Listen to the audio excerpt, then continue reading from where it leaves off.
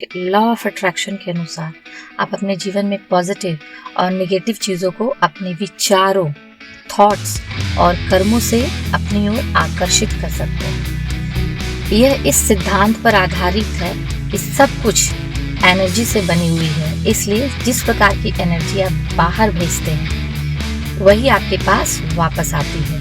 अगर आप यूनिवर्स को अपनी इच्छाएं, विशेष बताने के लिए लॉ ऑफ अट्रैक्शन का इस्तेमाल करने के लिए तैयार हैं, तो पॉजिटिव माइंडसेट को क्रिएट करके शुरुआत करिए। इसके बाद अपने लक्ष्यों के लिए एक्शन लीजिए और फेलियर्स का सामना अपने एटीट्यूड से करिए। तो लॉ ऑफ अट्रैक्शन को यूज़ कैसे करना है? नंबर 1, पॉजिटिव माइंडसेट बनाना। आप अपने जीवन में क्या चाहते हैं उस पर फोकस करिए, ना कि उस पर जो आपके पास नहीं है।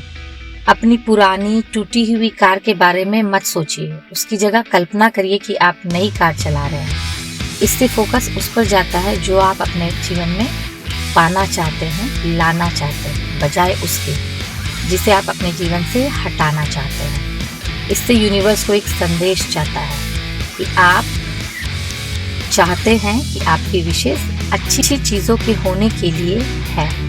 इसके पीछे लॉजिक ये है कि आप जिस बारे में सोच रहे हैं वही आप अपने जीवन में चाहते हैं। इसलिए अगर आप सोचते हैं कि काश मेरे पास एक ऐसी कार होती जो बार बार न बिगड़ती, तब भी आप अपनी पुरानी कार पर ही फोकस कर रहे हैं, नई पर नहीं। दूसरे एग्जाम्पल में अपने मन में बजाय यह सोचने के मुझे आशा है कि मैं इस सेमेस्टर में फेल नहीं होऊंगा, सोचिए मैं अच्छे ग्रेड पाने के लिए पढ़ाई कर रहा हूँ।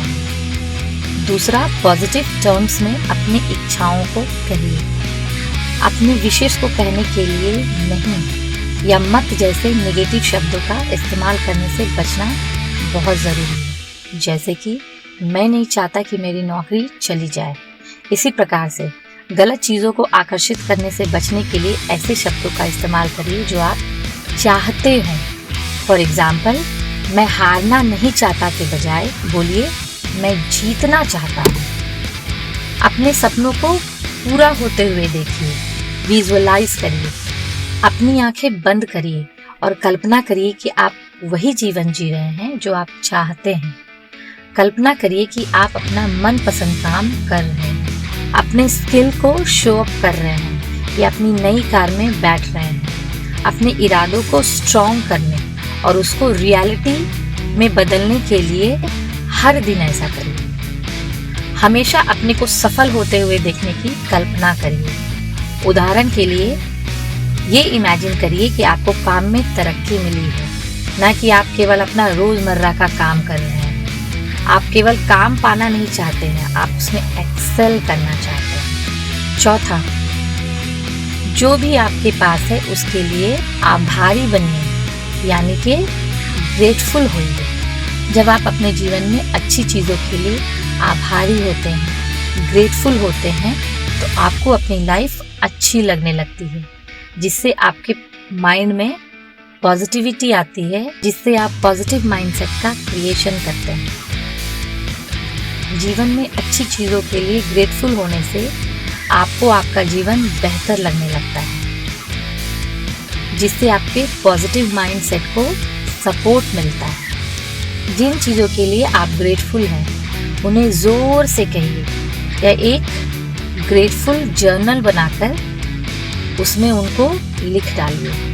इसके अलावा लोगों से अच्छी चीज़ों के लिए धन्यवाद कहिए जो उन्होंने आपके जीवन में शामिल की है। जैसे कि हर सुबह आप बिस्तर छोड़ते हैं, उसके बाद 3 ऐसी चीज़ें लिखिए जिसके लिए आप आभारी हैं, ग्रेटफुल हैं। इससे आपको आपका दिन अच्छे मूड से शुरू करने में मदद मिलती है। अपने तनाव के स्तर को कम करने के लिए प्रतिदिन कम से कम 5 मिनट मेडिटेशन करिए। लाइफ में तनाव होना बहुत नॉर्मल है, मगर इसकी अति आपको कुचल देगी।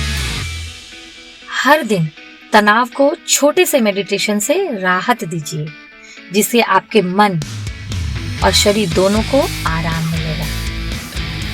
साधारण मेडिटेशन के लिए रिलैक्स्ड पोजीशन में बैठिए, फिर अपने आंखें बंद कर फिर अपनी आंखें बंद कर लीजिए और अपनी सांसों पर फोकस करिए और विचारों को आने दीजिए। गाइडेड मेडिटेशन आपको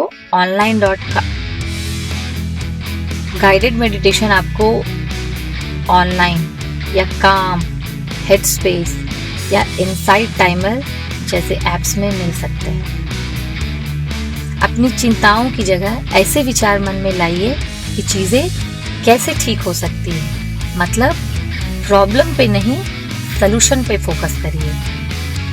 जब चिंताएं सामने आए तब उसे यह कहकर चैलेंज दीजिए कि उनके रियलिटी में बदलने की कितनी संभावना है। फिर सोचिए कि अतीत में जब आप चिंतित हुए थे तब क्या हुआ था। उसके बाद सोचिए कि आप जिसकी चिंता कर रहे हैं अगर वो वास्तव में हो ही जाए तो बुरे से बुरा क्या हो सकता है। आपको फील होगा कि लॉन्ग रन में यह कोई बड़ी बात नहीं है। जैसा कि मान लीजिए कि आपको चिंता है कि प्रेजेंटेशन के दौरान आपको शर्मिंदा होना पड़ेगा। ऐसा होने की संभावना क्या है? क्या पहले भी ऐसा हुआ है? अगर आपसे गड़बड़ हो ही गई तब क्या उससे सचमुच कुछ बिगड़ेगा? क्या 1 साल के बाद क्या आपको इसके बारे में याद भी रहेगा? आपको शायद समझ में आ जाएगा कि आपकी चिंता वास्तव में किसी बड़ी बात के लिए नहीं थी। इससे ये सोचने में आपको मदद मिलेगी कि आपका जीवन अगले 5 या 10 सालों में क्या होगा। जिस चीज के लिए आप अभी चिंतित हो रहे हैं तब क्या उसका कुछ मतलब भी होगा? शायद नहीं। जैसे कि आप किसी टेस्ट में फेल होने को लेकर चिंतित हो सकते हैं, मगर संभावना यह है कि 5 साल बाद आपको उस टेस्ट के बारे में याद भी नहीं रहेगा। नंबर 7, खुद को पॉजिटिव रहना सीखने का समय दीजिए, क्योंकि यह काम मुश्किल हो सकता है। शुरू में आपके अपने के लिए पॉजिटिव थॉट्स रखना मुश्किल हो सकता है। नेगेटिव थॉट्स का लौट आना बहुत नेचुरल है, मगर जानबूझकर नेगेटिव विचारों का सामना करके आप स्वयं को पॉजिटिव पर फोकस कर सकते हैं। नेगेटिव विचार की जगह कुछ पॉजिटिव लाइए। अभ्यास के साथ साथ आप अधिक पॉजिटिव हो सकते हैं। जैसे कि आप सोच सकते हैं, मैं इतनी मेहनत करता हूँ मगर मुझे इसका कुछ परिणाम मिलता दिखाई नहीं देता है। स्वयं को एक पल के लिए रोकिए और सोचिए कि आपको यह विचार क्यों आ रहे हैं। फिर इस गोल को पाने के लिए कोशिश करते समय आपको जो पॉजिटिव एक्सपीरियंस हुए हैं उनकी गिनती करिए। जैसे कि आपने कुछ नई चीज़ों को सीखा या आपको कुछ नए एक्सपीरियंस हुए।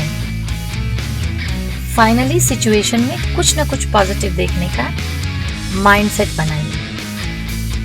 आप अपने आप को बता सकते हैं, समय के साथ मैं बेहतर होता जा रहा हूँ और मुझे अपनी प्रगति पर गर्व है।